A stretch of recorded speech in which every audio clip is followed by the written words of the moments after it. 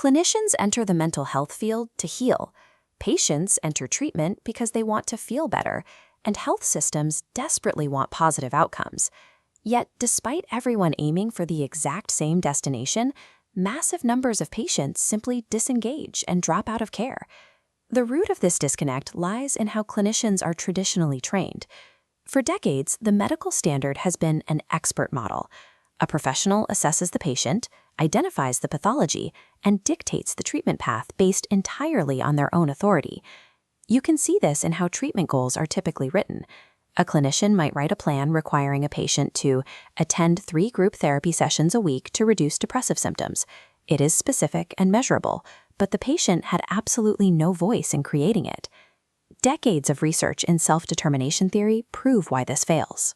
Human beings require autonomy, the experience of choice, and competence to stay engaged.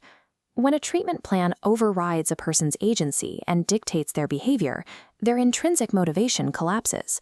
For much of the 20th century, the system took this to its absolute extreme. Patient autonomy was entirely erased. People with psychiatric disabilities were isolated in massive institutions, where their only role was to comply with the management of the ward. Forcing compliance works as long as the patient is inside the facility, but that obedience is fragile.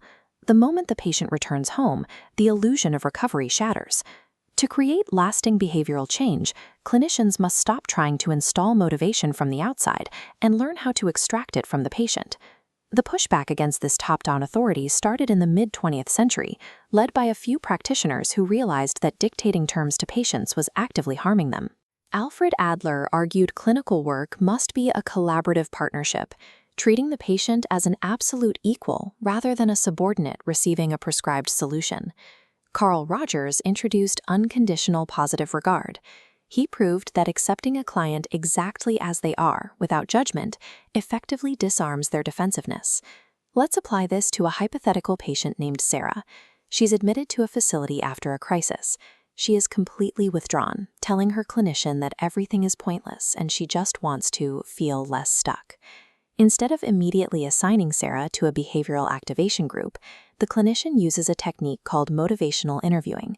By listening deeply and paraphrasing her distress without trying to fix it, the clinician waits for what we call change talk. In that safe space, Sarah eventually reveals that she deeply misses painting and spending time with a specific old friend.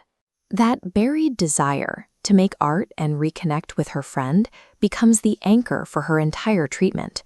If a clinical intervention isn't tied directly to a deeply personal value the patient has identified themselves, the treatment will not hold. This diagram shows a 3-tiered mapping framework. The challenge now is translating Sarah's vague desire to feel less stuck into a measurable clinical roadmap on this framework, without the clinician taking over the steering wheel. We start by asking Sarah to define her aspirational recovery.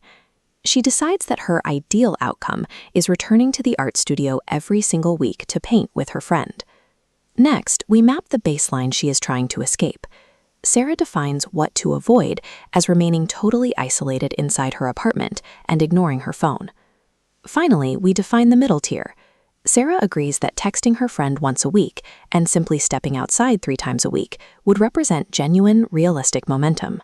This becomes the target, the good enough tier.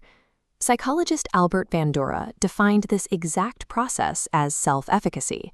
When Sarah achieves that highly specific good enough milestone, she experiences a mastery event. She generates her own proof that she is capable of changing her life. By replacing a rigid, pass-fail clinical target with a collaborative spectrum of success, the patient defines their own recovery. A massive, intimidating medical treatment is broken down into a manageable series of personal victories. This collaborative approach has evolved beyond clinical theory. The demand for patient autonomy fueled a massive civil rights movement. With the passage of the Americans with Disabilities Act, it became explicitly illegal to unnecessarily segregate individuals with psychiatric disabilities from the rest of society. The Supreme Court then issued the Olmstead decision, cementing the legal right to community-based recovery and legally requiring that service plans be highly individualized to the person receiving care. Today, regulatory frameworks like the Williams Consent Decree mandate that service plans reflect the consumer's own goals and preferences. This transitions patient-led care from a philosophical choice to a legal requirement, effectively ending the era of unilateral, clinician-driven goal setting. When motivational interviewing draws out a patient's internal values and the SMART framework maps the progress, the clinician, the system, and the patient all gain the visibility they need to move together.